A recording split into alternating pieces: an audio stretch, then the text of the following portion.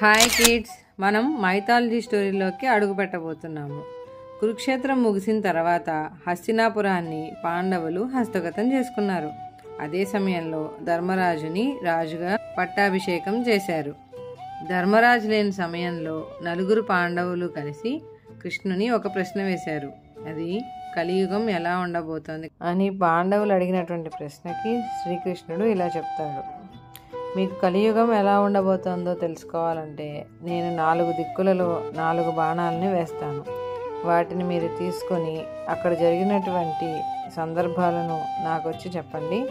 అప్పుడు నేను మీకు కలియుగం ఎలా ఉండబోతోందో వివరిస్తాను.